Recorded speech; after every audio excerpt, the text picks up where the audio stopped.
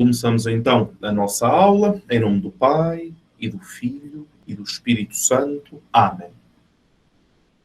Ave Maria, cheia de graça, o Senhor é convosco. Bendita sois vós entre as mulheres, e bendito é o fruto do vosso ventre, Jesus. Santa Maria, Mãe de Deus, rogai por nós, pecadores, agora e na hora da nossa morte. Amém. São José, rogai por nós. Em nome do Pai, e do Filho, e do Espírito Santo. E agora vou fazer só uma pequena coisinha aqui na câmara. Vou-me perdoar. Uma pequena coisa. Exatamente. Que eu tinha deixado o monitor da câmara para o lado de trás. Para quem não conhece, isto é um estúdio onde nós estamos a transmitir. E para quem ainda não sabe, vamos aumentar o nosso espaço para transmitir mais e mais e mais, não digo. Ora, muito bem. Então, já vou colocar aqui o nosso São José. Ora, nós hoje estamos na aula 8 e vocês, para regozijo de muitos, nós na Idade Medieval fizemos 1000 anos, na Idade Moderna, assim, ou quase contemporânea até ao século XX, fizemos, vamos dizer assim, grosso modo, para números redondos, fizemos 500 anos, e hoje estamos todos de férias, vamos sair mais cedo, porque vamos só fazer 50 anos. Ó Daniel, então em 50 anos o que é que aconteceu? Querem ver? Ora bem, vamos lá começar então. Então vamos entrar na chamada Idade Contemporânea, que todos nós vamos dizer, pois, mas a Idade Contemporânea é aquela onde nós vivemos. É, sim senhor. Com uma pequena diferença. Vamos fazer 1900-ish, não é como dizem os ingleses, este ish do mais ou menos coisa e tal. Sabem que isto de datas é sempre complicado. Até a abertura do Concílio Vaticano II, até mesmo às portas do maior concílio que a Igreja Católica algum dia fez. Eventualmente equiparável ao Concílio de Trento, mas nunca a Igreja foi tão universal como no Concílio Vaticano II. E para quem não sabe, foi a primeira transmissão via satélite, em direto, da história da humanidade. Vejam que coisa boa poder transmitir um concílio via satélite. Impressionante, não é? Mas, como sempre, nada disto interessa. Vamos ao que interessa. Senão, não saímos daqui. E agora vamos abater os baluartes daquela frase famosa, errada, de uma editora aqui do Brasil, que eu já vos disse em público uma vez. Tinha chegado aqui ao Brasil há pouco tempo, visitei uma das nossas alunas. Graças ao bom Deus existem alunos e alunas aqui em Itiutaba também. E tinha um livro em cima da mesa, agora não me recordo, penso que fosse São Boaventura ou coisa parecida, com uma capa toda bonita, muito mais bonita do que as capas da Logos. A gente esforça-se de fazer assim umas capas bonitas e tal, mas sabem, não é? Uma questão de maquilhagem, tantas vezes. Estou com uma capa bonita e, claro, o que é que vocês acham que eu fiz? Os meus olhinhos foram zás. Ora, deixa-me aqui ver este livro. Eu todo interessado, meu Deus, o que é? E abri o livro e li o quê? A introdução. E o que é que estava escrito na introdução? Nos séculos da verdadeira fé. O meu coração ficou como o coração de Nossa Senhora das Dores, trespassado por 7 espadas. E perguntei, oh meu Deus, então antigamente era a verdadeira fé, aquilo seria por volta ali do ano 1200, 1300, e agora é a fé de mentira. Estamos bem. E então, quando eu estava hoje a fazer o texto, lembrei-me dessa frase, eu na altura cheguei-vos a dizer essa frase, e que surtiu efeito. Tive algumas perguntas, como é que era, como é que não era, e isto eu sei que anda aí uma neblina, lá para Roma também tem assim uma neblina do antigamente é que era bom, isto agora não vale nada e por aí adiante. Olhem, eu já vi muita coisa. Com 35 anos, não é? Como é que é? A minha idade agora é 3.5, não é? Eu com 35 anos já vi muita coisa. Já posso dizer que já vivi 2, 3 vidas, já corri mundo. Acreditem, meu Deus. E lá em Roma, tive 9 anos em Roma. A estudar, depois a trabalhar na faculdade, convivi com povos e nações da terra de todo o mundo. Acreditem. e vi muita coisa. Os melhores seres humanos, como professores, como alunos, que eu encontrei, citando a professora Rita, se foram aqueles, foram sempre capazes de ter Rahamim. Lembram-se? O Rahamim, não é? Que a gente depois, isto é a raiz da palavra que dá origem a ternura e misericórdia.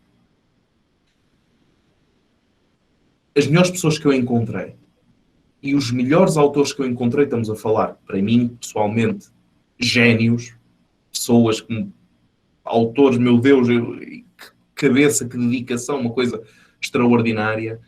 Os melhores autores que eu encontrei foram pessoas que deixaram escrito depois em entrevistas, já no final da vida. Isto não existe estar à esquerda ou estar à direita. Existe estar no centro, que é o Evangelho. Ponto. Vida pautada pelo Evangelho. Ponto. Todas as décadas têm teologia. Todas as teologias correspondem também em ambientes. A nossa teologia, hoje, graças a Deus, é feita de uma forma muito diferente. Qualquer proposta teológica, hoje, séria, que não obedeça ao método teológico proposto pelo Concílio, que é o método histórico-salvífico, corre o risco de ser, subscrevo, uma fotocópia pirata do passado. Alguém quer discutir comigo, quer dizer não é bem assim, não tem sentido, não é... Não tem problema nenhum. A gente discute. Agora, e se for preciso discutir em direto, discutimos em direto. Agora, lembrem-se de uma coisa. Eu não tenho espaço para opiniões pessoais. Estão a entender? Quem está comigo há mais tempo já sabe como é que eu sou. Não tenho espaço para opiniões pessoais. Eu, para meter opiniões pessoais, tive a tese de doutorado, muito bonitinha, que um dia, se Deus Nosso Senhor quiser, será traduzida, etc. Mas eu tenho espaço para opiniões pessoais. A teologia é uma coisa séria, não é um conjunto de opiniões pessoais de determinadas pessoas em determinados cargos. Querem ver? Vamos ler o texto que eu fiz para introduzir o nosso século XX. O século XX é o século da teologia católica. Já tem pessoas a cair da cadeira. O saber crítico da fé no horizonte da verdade que nos abre a nós a partir da revelação de Deus em Jesus Cristo provoca na cultura do tempo e dos acontecimentos da história uma teologia dialógica. Não é um monolito, dialógica, que entra em diálogo. Dia significa dois em grego, logos significa a palavra entre dois. Para existir um diálogo existem duas pessoas que comunicam. A teologia do século XX não lê a revelação simplesmente como cultura, famosa teologia da crítica, da história, a teologia histórico-crítica. Então, mas foi, não foi, aconteceu, não aconteceu, temos registros arqueológicos de tal acontecimento. Reparem, não lê a revelação simplesmente como cultura, nem os acontecimentos da história como consequências caóticas. Não se preocupa com a verdade da história, mas com a história da verdade. Vocês, por exemplo, nós em breve, se Deus Nosso Senhor quiser, quando digo em breve significa meses, porque nós preparamos um curso entre a disponibilidade do professor e todo o processo para preparar um curso é bastante longo. Então eu falava com um colega meu, que será dos maiores especialistas sobre a questão da virgindade de Nossa Senhora, e é interessante em que nós... há duas possibilidades. Ou nós partimos de um pressuposto contemporâneo. Pois bem, mas isso e tal, disseram, fizeram, mas não está escrito que... Ou então, que é a parte mais difícil, hoje temos isto. Hoje temos isto, que é o círculo hermenêutico. Qual é que foi a história desta verdade? E então começamos a ir para trás, e para trás, e para trás. E graças a Deus vamos chegar ao ano 392 com o sínodo de Capua, e mais não digo. Portanto, em sentido contrário, recebe os estímulos provenientes da mesma cultura. Não, antes. Caso contrário, seria ideologia. Em sentido contrário, recebe os estímulos provenientes da mesma cultura e propõe como instância crítica nos confrontos com a cultura e de forma intelectualmente rigorosa e historicamente responsável a graça e a novidade, da qual nasce e se nutre.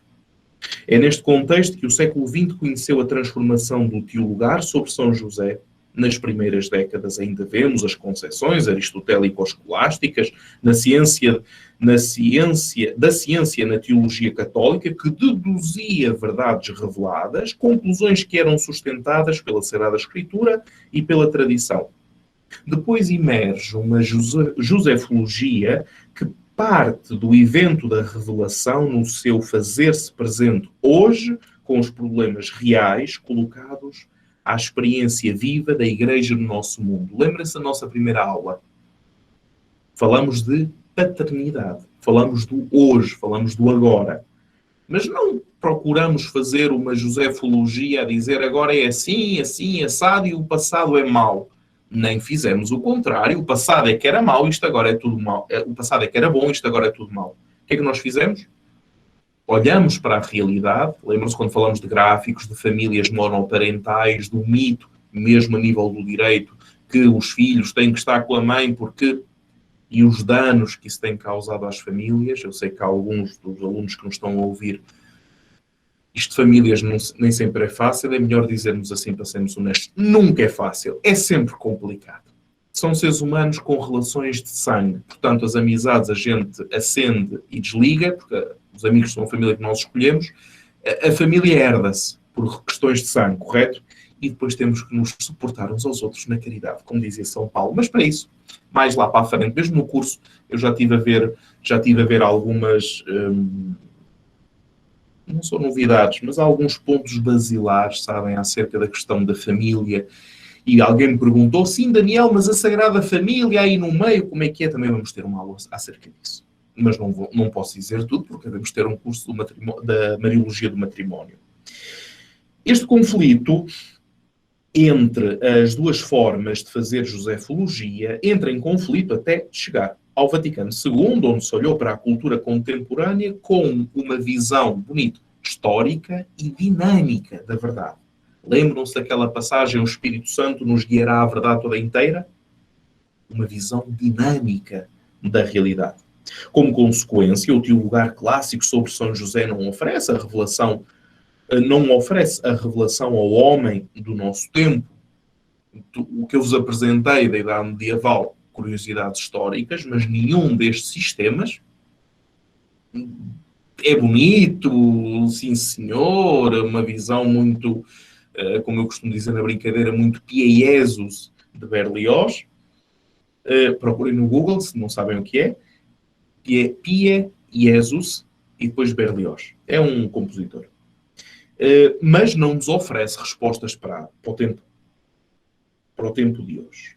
Portanto, claro que hoje a teologia sobre São José não existe apenas ao serviço da verdade da revelação, mas de forma mais clara ao serviço da missão da Igreja. Isto é, sobre São José é apenas possível dizer aquilo que a Sagrada Escritura diz. Ponto. O mesmo vale, há pessoas que têm estas teorias, sobre Nossa Senhora é possível apenas dizer aquilo que diz a Sagrada Escritura. Ponto. Pois, então, de que forma é que está o serviço da missão da Igreja hoje? É curiosidade histórica há 2000 anos atrás e de filologia clássica e ficamos ali. Não. É uma teologia mais modesta, uma teologia que deixa de sair do superlativo, do gloriosíssimo, santíssimo, piíssimo, etc. Em vez de enunciar a verdade e aplicá-la à realidade, olha para a verdade não como algo estático, mas contextual, que progride e retorna sempre à revelação. Começa da revelação e regressa à revelação, porque a revelação é a norma, o Evangelho é a norma crítica de toda a espiritualidade. Portanto, até aqui entenderam em que mundo é que estamos a entrar? Estamos a entrar no nosso mundo e se virem ontem, somos filhos de quem? Toda aquela época moderna que descrevemos em grandes linhas, entendemos muito daquilo que acontece hoje e onde colocarmos as mãos. Não estamos perante um tempo de teologia perene, aquela teologia escolástica, como existia como existia, acho que era o Quaistan ou coisa parecida, que ia na edição 300 e tal. Ou seja, aquilo, todos os seminários tinham sempre os mesmos manuais, estão a entender o que eu quero dizer, os mesmos manuais, e então aquilo, como dizer, uma cartilha, vamos imaginar uma cartilha, então a pessoa entra no seminário, vai estudar teologia e tem uma série de livros, são sempre os mesmos, tudo em latim, para serem iguais em todo o mundo, entenda-se a ideia, e não sai daquilo, estão a entender? Imprimia-se novamente os mesmos livros e aquilo ficava a chamada teologia perene. Ou seja, já chegamos à verdade absoluta, temos um sistema que resolve todos os problemas e o mundo muda e avança. Como dizia um poeta português, António Gedeão, como uma bola nas mãos de uma criança. Já estou a ver a Manuela Reis, neste preciso momento, já está a pensar que eles não sabem que o sonho é uma constante da vida. Continuando.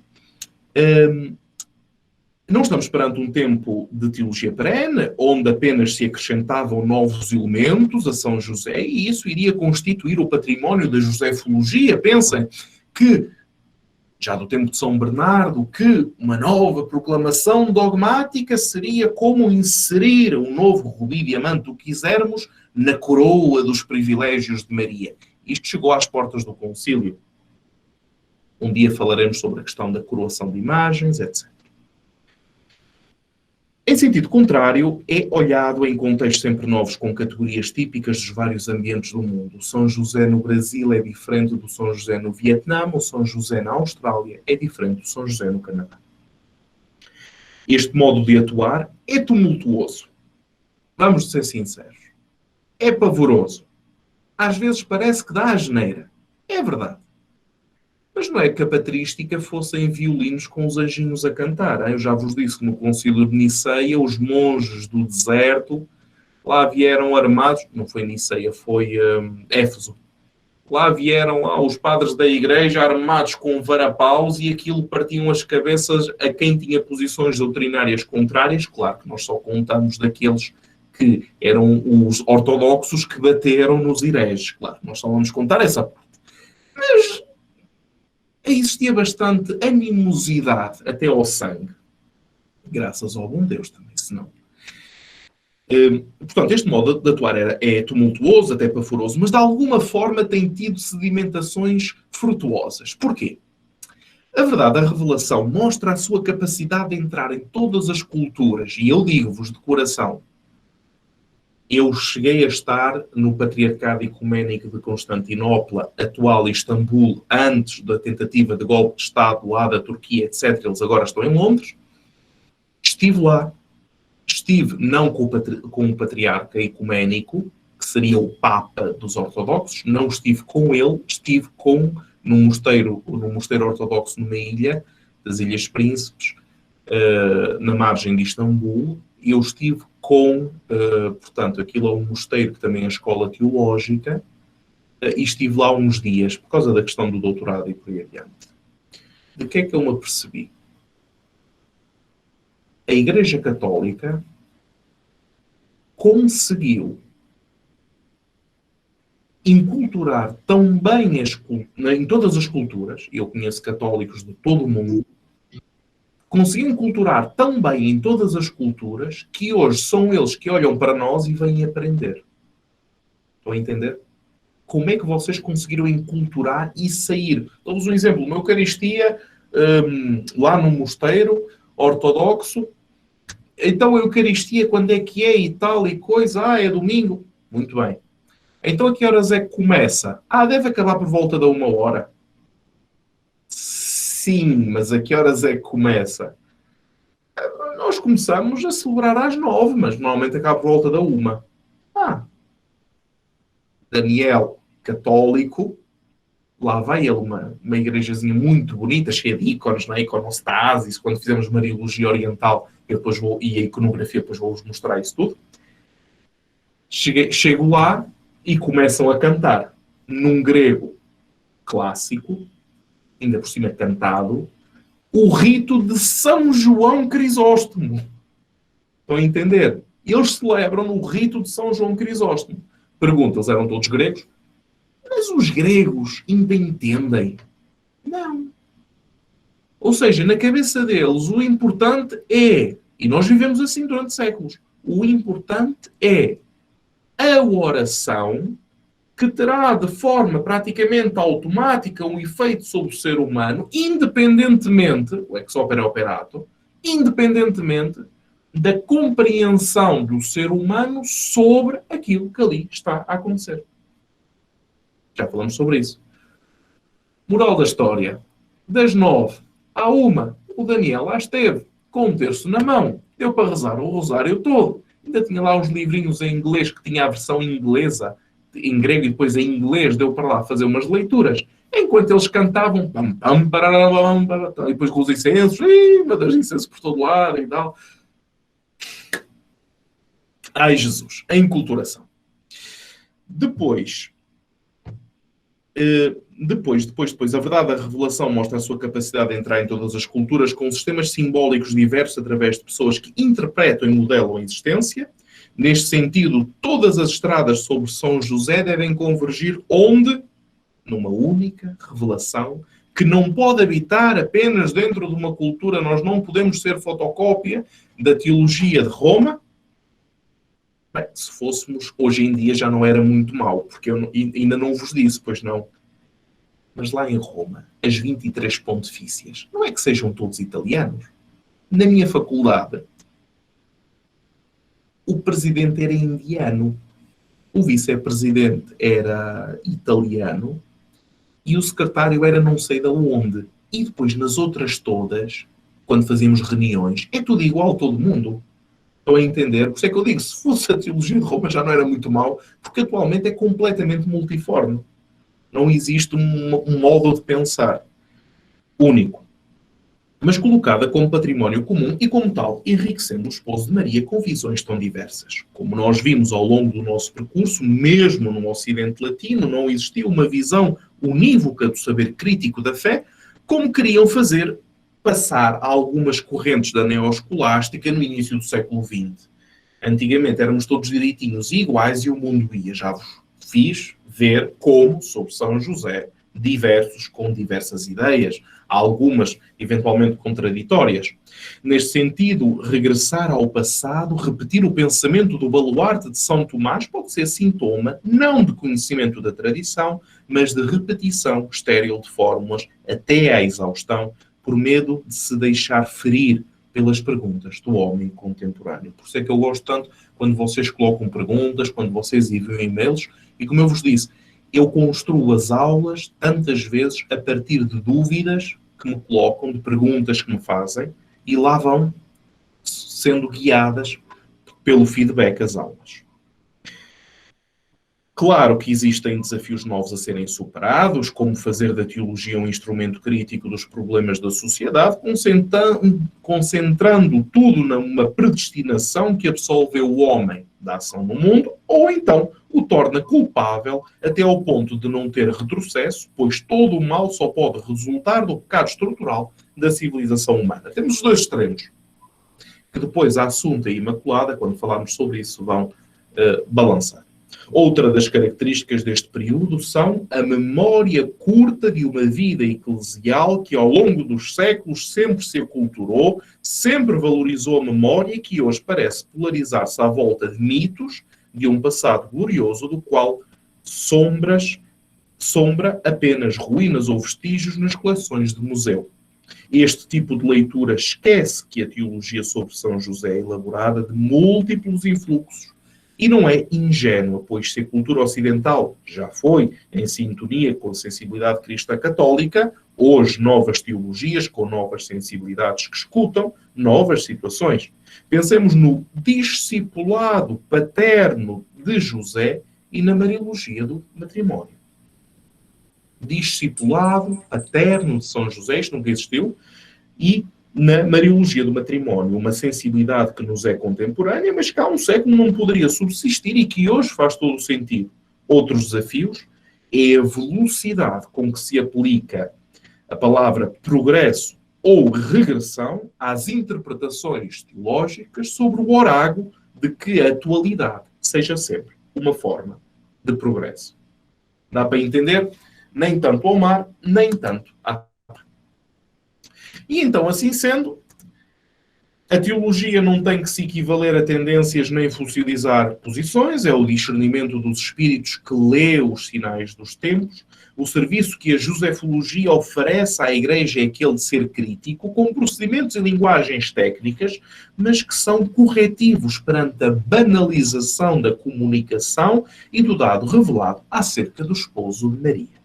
Estas versões muito ultra piedosas acerca de São José, eu chamo-lhes diretamente uma banalização, porque São José é um dom de Deus para a humanidade. Caso contrário, porque quereria Deus ter São José por pai e Maria por mãe? Portanto, não dá para fazer um... Estou-me a entender, não é? Entender. Na convivência humana, se não existissem os cultores do saber crítico da Mariologia, sofreriam um dano, pois o sentido de um progresso não pode existir sem uma memória de início, uma esperança de cumprimento. Só assim é que a vida eclesial deixa de ser uma desilusão repetitiva. Alguém nos perguntava aqui, colocava aqui as perguntas e dizia: Daniel, sim, muito bem, mas porquê é que esta informação não chega aos missionários, às congregações, comunidades, etc.? Porque é mais fácil, tantas vezes,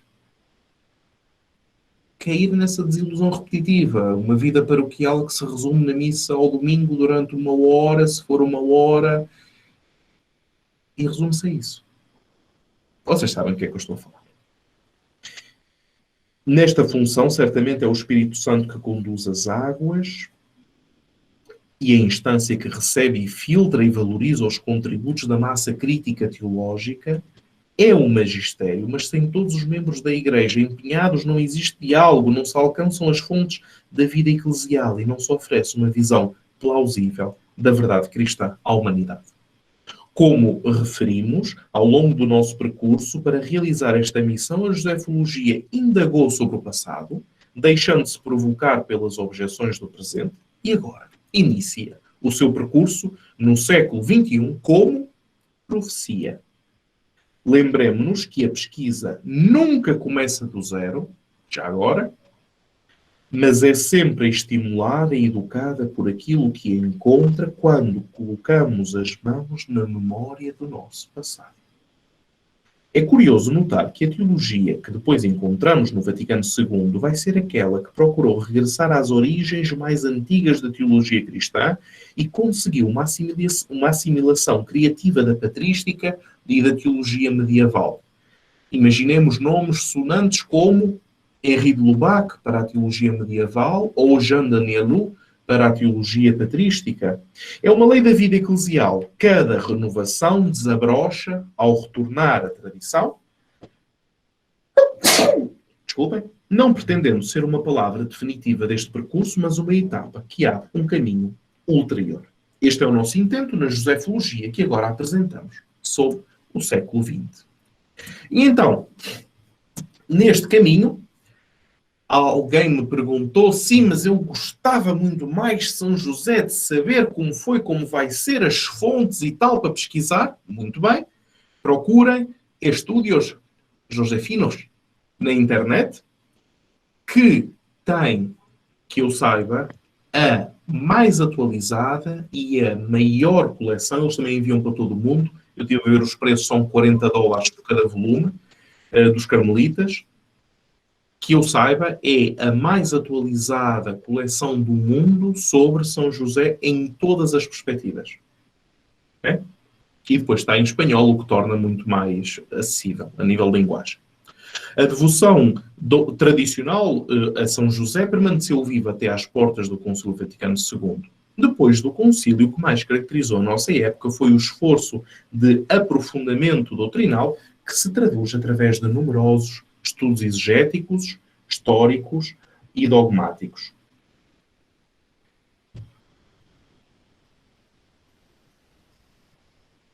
Entre estes vários estudos especializados em São José, sublinha que em Valladolid, os carmelitas descalços inauguraram, em 1947, a publicação dos Estudos Josefinos, que ainda existem hoje.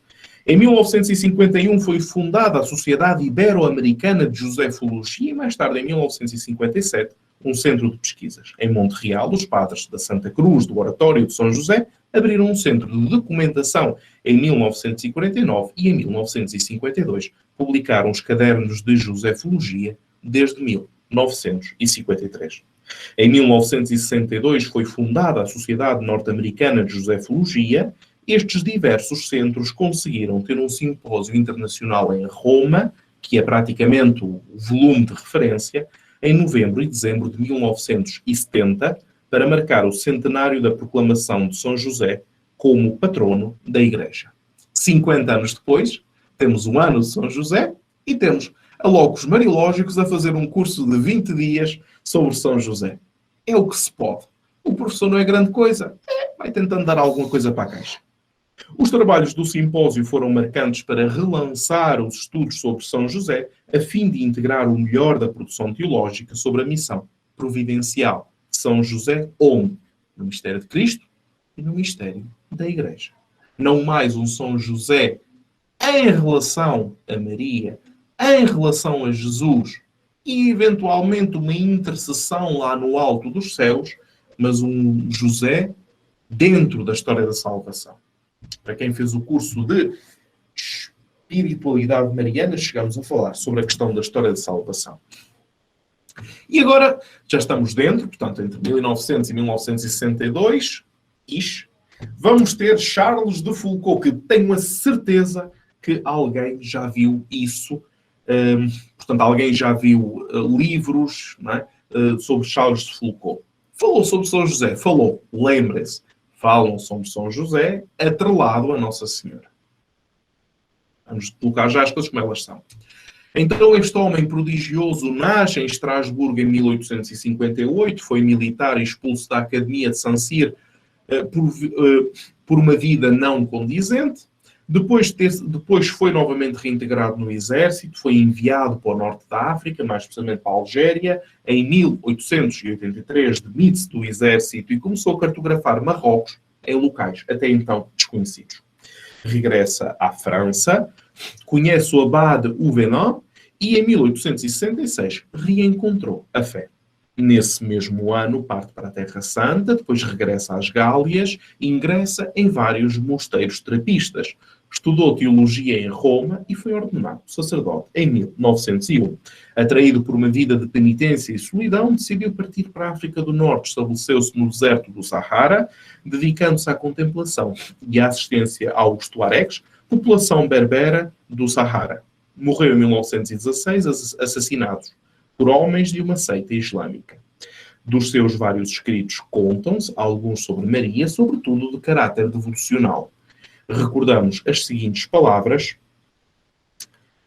o seu comportamento em relação aos outros, como foram os meus e os da Santa Virgem. Busque o bem dos outros mais do que o próprio, como a Santa Virgem nos faz ver na visitação. Console, suporte, traga para o bem, por todos os meios em seu poder, as pessoas com quem você vive. Mas tenha o mínimo possível de relações. Saia o menos que puder. A Santa Virgem e São José e também eu fazemos isso. Víamos poucas pessoas e nunca saíamos. Vivíamos em recolhimento, em retiro, em oração, perdidos em Deus, escondidos dos homens. Faz uma exceção apenas para aquelas poucas almas com quem você habitualmente vive, que eu coloquei em seu caminho, e para aqueles com quem você está unido pelo seu amor por mim. Assim como Santa Isabel estava unida com a Santa Virgem, converse com estas pessoas para ajudar-vos um ao outro a amar melhor e a me servir. Diz Jesus através de Charles de Foucault. São testemunhos. Nós não temos aqui nenhum autor que tenha uma josefologia completa. Estão a entender? Chega a uma altura que aquilo é mais uma repetição daquilo que já tinha sido dito e feito. E agora temos uma mulher, para grande alegria, tivemos Santa Brígida tivemos Teresa d'Ávila e hoje temos Edith Stein. Um nome que uma grande mulher já famosa nos círculos da filosofia de Husserl queria mudar para Teresa Benedita da Cruz, quando, pelo bem de Cristo e da verdade, decidiu abraçar o claustro como uma religiosa carmelita. De quem estamos a falar? De uma mulher, no mínimo, extraordinária. Nasceu em 1891 de uma família hebreia de Breslau e, aos 15 anos, perdeu a fé. Portanto, ainda há esperança para nós. Em 1911 começa a estudar pedagogia na universidade da sua cidade natal, mas transferiu-se para Göttingen. Tornou-se discípula de Edmund Husserl, o pai da fenomenologia. A seriedade e o rigor científico faz dela membro da Cruz Vermelha durante a Primeira Guerra Mundial, contemporânea dos pastorinhos, portanto, o que a leva a encontrar-se com o mistério de Cristo, com Cristo no mistério da cruz. A leitura dos escritos de Teresa de Ávila, que foi uma amiga que lhe ofereceu o livro, levaram-na a ingressar na Igreja Católica, sendo batizada em 1922. Depois de um período de didática, obtém um lugar como professora no Instituto das Irmãs Dominicanas em Speyer. Em 1932 foi-lhe oferecida docência no Instituto Superior de Pedagogia de Munique. Durante esse período de vida secular, nutre o espírito de escritos espirituais. Em 1933 entra no Carmelo de Lindenthal, em Colónia, onde faz a sua profissão religiosa como carmelita descalça e toma o nome de Irmã Teresa Benedita da Cruz. Em 1938, para fugir aos perigos das leis antissemitas, é transferida pelo Carmelo de Echt, na Holanda, mas na ocupação da Holanda os nazis prendem-na, juntamente com a sua irmã Rosa, também ela cristã católica convertida, e são enviadas para Auschwitz. Morrem dia 9 de agosto. O resto da história vocês já sabem. Mas o que é esta mulher extraordinária escreveu acerca, como eu já vos disse, de São José e de Nossa Senhora? Não temos hipótese de conseguir contornar a questão. Deixou escrito: devemos ver em Maria o propósito da educação das mulheres. O facto de que no limiar do Antigo e Novo Testamento a nova Eva está ao lado do novo Adão é a demonstração mais clara do significado eterno e do valor eterno da divisão em sexos. Interessantes estas palavras. Não são? Significado eterno da divisão em sexos. Para encarnar-se, Deus escolheu nascer de uma mãe humana e nela colocou diante de nossos olhos a imagem mais perfeita da mãe. A partir do momento que ela sabe que tem que criar um filho, ela se dedica a esta missão. Deus deu-lhe e ela deve guardá-lo para Deus. Mas esta mulher, chamada a maternidade mais excelente, antes da proclamação desta divindade suprema, não desejava casamento e maternidade, ao contrário de todas as tradições do seu povo. Ela estava determinada a viver livre de qualquer ligação terrestre. Enquanto serva do Senhor, ela deu à luz o Filho de Deus e permaneceu sujeita ao homem que foi colocado ao seu lado em defesa dela e da criança. Ela não se tornou numa única carne com ele, mas o objetivo deste casamento não era aquele de propagar a humanidade. Em Maria apresenta-se a imagem perfeita da pureza virginal. Quem mais poderia tê-la feito tomar essa decisão, além do desejo de se tornar totalmente a serva do Senhor, pertencer apenas a Ele e estar à sua disposição? E como tal desejo poderia ser inflamado em uma criatura humana, se não por inspiração e vocação divinas? Míriam de Nazaré, mulher do Fiat. Não é uma obra de Edith Stein, é uma coleção feita num doutorado no Marianum sobre, digamos assim, uma espécie de antologia mariológica de Edith Stein, por uma aluna chamada Choi, que, se eu não estou em erro, é de origem chinesa. Continuando. E agora também temos Padre Pio. Ultra conhecido por todos, é verdade. Temos Padre Pio. Para quem não o conhece, esperam-lhe as labaredas do purgatório. Nasceu em 1887 e com 5 anos de idade já teve sinais premonitórios sobre a sua futura vida como grande carismático. Em 1913 entrou nos frades menores capuchinos de Pietrelcina, a sua cidade natal, mudando o nome para Pio de Pietrelcina.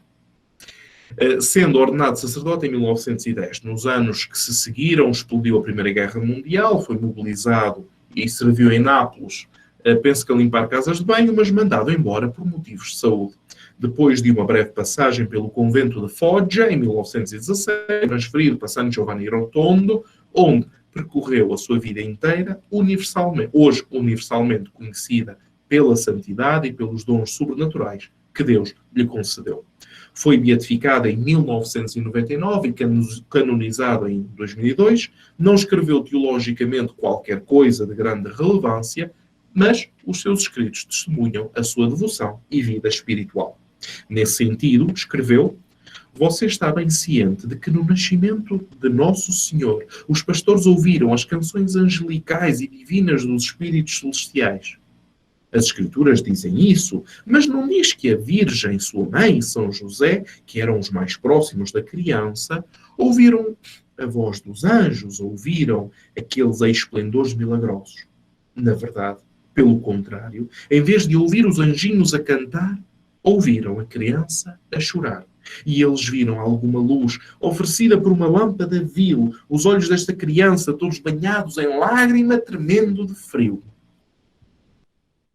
Agora eu vos pergunto, você teria preferido estar no estábulo escuro cheio de gritos de criança, ou estar com os pastores e estar com o júbilo e a alegria desta doce melodia celestial e a beleza deste admirável esplendor? Sim, com certeza, refere-se ao estábulo. Você também teria exclamado como Pedro: é bom estarmos aqui. Agora você encontra-se apenas perante a criança de Jesus, tremendo de frio na gruta de Belém. Na verdade, eu vos digo mais.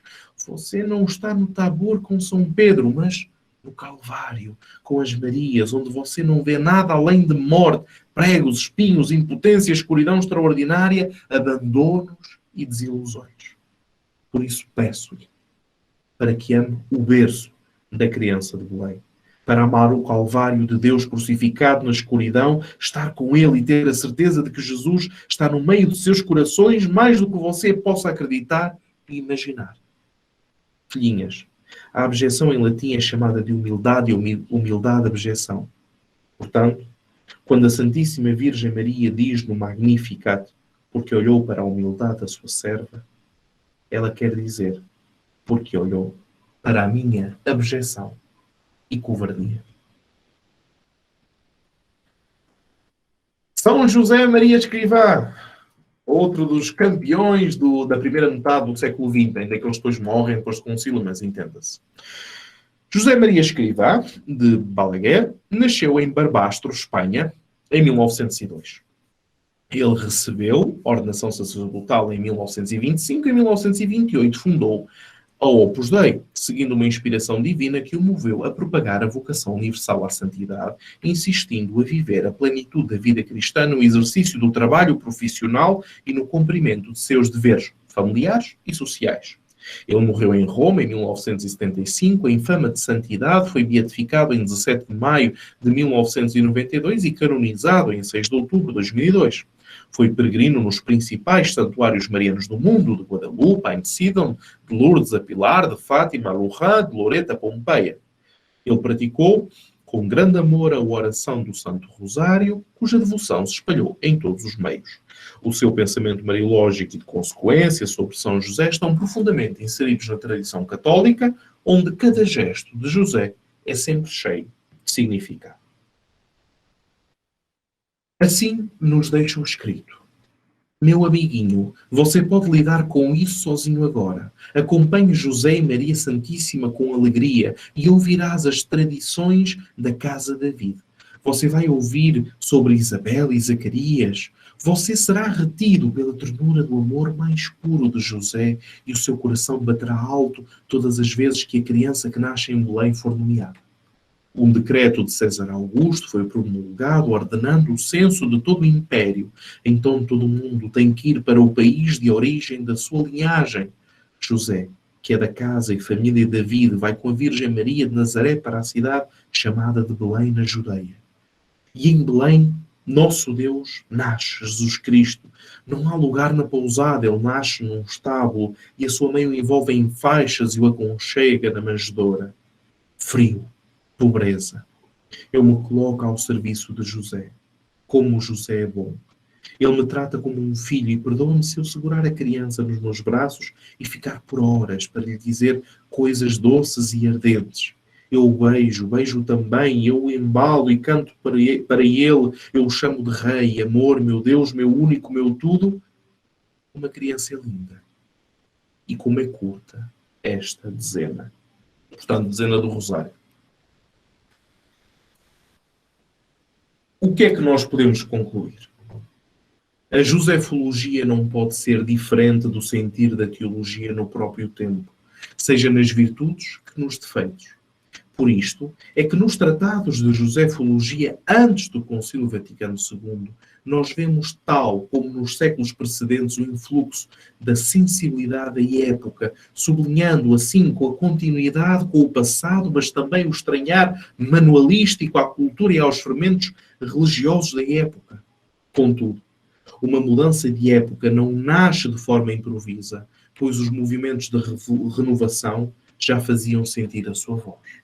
O movimento bíblico que alertava para uma exegese que não podia instrumentalizar a escritura com os dicta probância, ou seja, não se pode fazer uma dedução acerca de São José e depois então procurar na escritura os versículos que o confirmem. O movimento patrístico solicita a recuperação da perspectiva eclesiológica da teologia cristã e, como tal, relacionando São José com a Igreja para além do relacionar com Cristo. O movimento ecuménico, onde, partindo da fonte escriturística, as várias igrejas cristãs podem encontrar a sua casa comum e, de consequência, também José. O movimento litúrgico que reconduz a piedade popular ao único culto cristão e toda a devoção de São José dentro do ano litúrgico e das suas festas.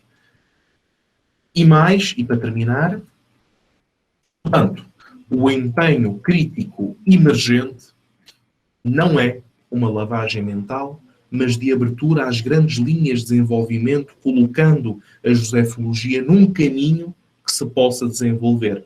Assim se começa a refazer também, de um ponto de vista eclesiológico e antropológico, um caminho sobre São José que será acolhido pelo magistério. Na verdade, e em relação ao magistério, se vocês repararem, na primeira aula e na segunda aula falamos qualquer coisa sobre magistério. Eu depois calei-me em relação ao magistério e fiz toda a tradição da josefologia e agora vamos entrar no magistério, vamos conduzi-lo até ao Vaticano II, vamos ver São José no Vaticano II e tudo aquilo que foi escrito depois do Vaticano II acerca de São José, para depois então no final entrarmos na questão do culto, na questão da presença de São José no único culto da Igreja, que já agora começou com a Igreja Copta no Egito e não por nós latinos, só para dizer. E depois iremos começar a ver com a visão atual cada um dos principais temas sobre São José. Estão a entender? Estamos a aplicar o que estamos a dizer, já agora. Na verdade, podemos afirmar que o mistério de José não tem a lógica de um teorema, mas aquela de um livre destino. A novidade consiste em olhar para José segundo a lei da duração e do progresso para entender como este homem é progressivamente levado à fé de uma forma gratuita, no propósito divino, que desequilibra a lógica humana e que concede a maravilhosa liberdade para responder ao dom de Deus. Por isso, a nossa escolha de proceder de forma cronológica ao apresentar José segundo uma lei do crescimento e do conhecimento, vida e missão, desabrocham de forma progressiva e revelam um homem que testemunha uma vocação. Por isso, o esposo de Maria não é uma alternativa à vida da Igreja, mas uma inclusão recíproca, pois sem a verdadeira humanidade de Cristo, com o verdadeiro Pai, encontramos um desequilíbrio que nos leva para uma abstração da realidade, que traz consigo uma estrada que hoje, em Igreja, já não percorremos. Às portas do concílio permanecem perguntas em aberto. José, no mistério de Cristo e da Igreja, de que forma? Na realidade, vemos como o fascínio da mudança do Concílio Vaticano II favoreceu a ingenuidade de voltar a página, levando muita teologia a esquecer que a história é a mestra da vida. Em sentido contrário, sentimos hoje o ressurgir de uma ampla produção que utiliza o método da história da salvação e que encontrou no magistério conciliar e pós-conciliar uma ampla recepção, razão pela qual partimos da Sagrada Escritura. E dito isto, fizemos 50 anos. Muito obrigado pela vossa atenção e vamos então tratar das nossas perguntas. Claro que grande parte destes textos que vocês veem, estas introduções, são aquelas introduções que um homem, num átimo de o que é que eu vou dizer a Jesus, valha-me Deus, passamos para conclusões sérias e fortes que deixam uma pessoa destabilizada, ou então a odiar-nos profundamente. Então, dito isto, vamos então para as vossas perguntas. Vamos então descobrir o que vocês perguntaram até agora. Deixem-me só encontrar aqui na comunicação as vossas perguntas. E então, começamos. Houve, agora lembrando o curso da consagração que tivemos com Carol, abordando o assunto do dogma da Imaculada Conceição, houve uma discussão sobre São José na construção desse dogma? Não. Reparem, São José foi recebendo aquilo que se dizia acerca de Nossa Senhora.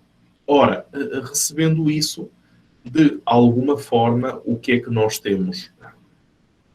Como dizer, diz sobre Maria e, eventualmente, poder-se-á dizer sobre São José. Estão a ver a passagem, como ela foi realizada. Depois,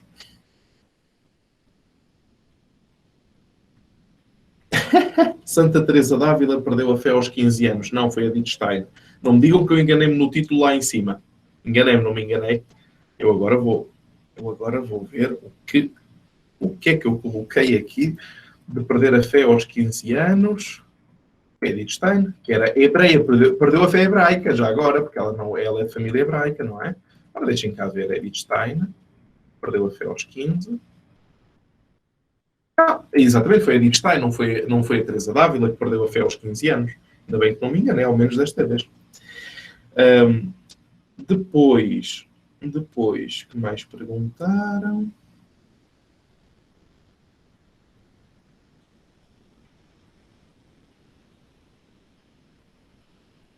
Há uma resistência por parte da Igreja a incorporar na grade curricular um curso de teologia, a disciplina de Josefologia?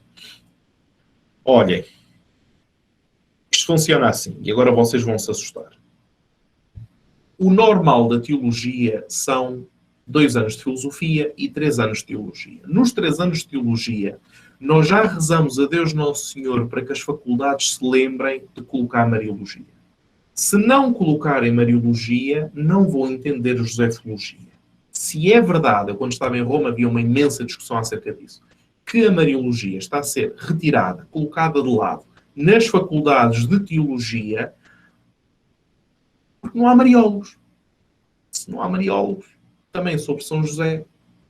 Vocês viram, eu apresentei-vos a história de São José em 2000 anos, praticamente São José vem atrelado a Nossa Senhora porque é o esposo de Maria.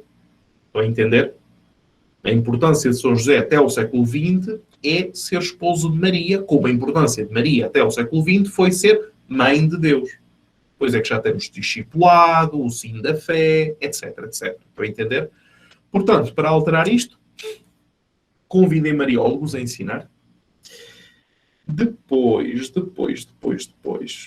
aqui à procura das vossas perguntas, e já não encontro mais, o que significa que se houver ainda alguma pergunta à última da hora que vocês queiram colocar, podem escrever no chat.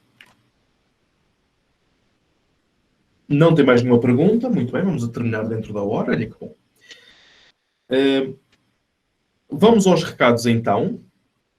Curso com o professor do Vaticano sobre a Mariologia do Papa Francisco. Eu vou-vos falar isto todos os dias até a exaustão. Divulguem, porque nós, todos os cursos que nós fazemos, temos pessoas que conhecem o curso, ao meio do curso, e dizem: ai, se eu soubesse, eu tinha-me inscrito. muitas vezes o problema não é o curso, é a dificuldade que nós temos de divulgação no meio de tanto barulho, vamos lhe chamar barulho, noise, que existe na internet, de a nossa mensagem conseguir passar. Olha, estamos a fazer um curso, o professor, e desta vez podemos dizer que não é diretamente de Roma, é diretamente do Vaticano, porque o padre Alexandre mora num apartamento que pertence a um palácio do Vaticano, etc, etc, etc. Portanto, já é Vaticano. Eu, quando visitava lá em Roma, aquilo era bonito, porque tem um portão. Portanto, aquilo são circunscrições legais. Então, do portão para a frente é Vaticano, do portão para trás é Roma. Estão a entender? Então, às vezes, estava na brincadeira e dizia, ups, já estou no Vaticano. Estão a entender? Quando passava ao portão. Mas bem, não interessa. Portanto, diretamente do Vaticano, um professor do Vaticano que nos faz um curso em língua portuguesa. Meu Deus. Todos os dias às 6h30 temos a Santa Missa, pelas nossas intenções da Locus Mariológicos, como vocês sabem, convido-vos todos a participar. Até esta sexta-feira nós enviaremos os certificados do curso da Teologia das Aparições e sobre os trabalhos da Teologia das Aparições ainda estamos corrigindo os vossos trabalhos para poderem ser publicados. Vão ter que nos dar um bocadinho de tempo para conseguirmos respirar. Depois, alguém disse, mas o curso agora do Padre Alexandre e tal é caro. É caro. Vocês pensem que tivemos que traduzir a tese de doutorado dele, que é um trabalho técnico de 900 páginas e que vamos tentar reduzi-la para umas 700 páginas e vocês têm ideia de quanto é que custa? Quando as pessoas já colocamos para tradução, revisão de texto, mais o nosso trabalho aqui para conseguirmos isto. 1. 2. Onde é que está o professor? Em Roma. A gente paga em euro. E não venham aqui com histórias, isto para Deus Nosso Senhor, tudo vale e por aí adiante é por amor de Nossa Senhora. Não venham com histórias. Mesmo os alunos novos. Vamos lá ser honestos, meter a mão na consciência, ser honestos. A Locus existe porque os cursos mantêm a Locus, mantêm quem trabalha e nós podemos contratar professores. Eles não fazem isto pelo dinheiro. Até hoje, posso-vos dizer, não tivemos um único que nos dissesse não, eu faço se me pagares. Foi ao contrário. Às vezes sou eu que digo. Cada trabalhador merece o seu salário. Isto é o correspectivo que se paga, e nós pagamos os professores na Europa, como um professor universitário é pago na Europa. Portanto, é caro. É caro em relação a quê? À qualidade do professor, o maior especialista em Marolhos do Papa Francisco, diretamente do Vaticano, em língua portuguesa, que nos dá a tese dele para podermos traduzir e difundirmos, que nos dá os PowerPoints que faz e que nos dá o seu tempo com 2 aulas em cada sábado, coloquem a mão na consciência. Depois, nós continuamos a trabalhar em relação a uma coisa que algumas pessoas estão a utilizar, e muitos dos que estão aqui já sabem, que é assim, os preços na Locus, se vocês falarem connosco, claro, nós fazemos um sistema automático de pagamentos, como vocês sabem, mas nós passamos a vida a dividir pagamentos às pessoas. E os alunos mais velhos podem comprovar. Mas este curso, porque nós já sabíamos que ia ser este preço, etc, etc, nós temos também a secção de descontos. Arranjam um outro aluno, arranjam 2 alunos, arranjam 3 alunos. Isto é, se alguém me telefonar agora e me disser assim, Daniel, eu não consigo pagar o curso, se alguém me disser isto, em consciência, até hoje, nunca ninguém ficou sem fazer o curso. Portanto, se querem dizer alguma coisa sobre isso, conversem comigo, conversem com a administração. E depois fazemos como de costume. A quem achar que é caro, que não vale a pena, etc., eventualmente não o faz. Mas a realidade é esta. É o que nós temos, é o que nós somos. E vocês sabem que o real está muito baixo para a alegria de quem está em Portugal, que é uma pechincha, fazer os cursos da Locus. E mais não digo. Dito isto, já são as 8 horas. Vemo-nos amanhã, se Deus quiser. Amanhã vamos começar já com o magistério, não é? Em forma cronológica, para vermos os acrescentos contínuos que fazem ao São José, até chegarmos ali ao Vaticano II.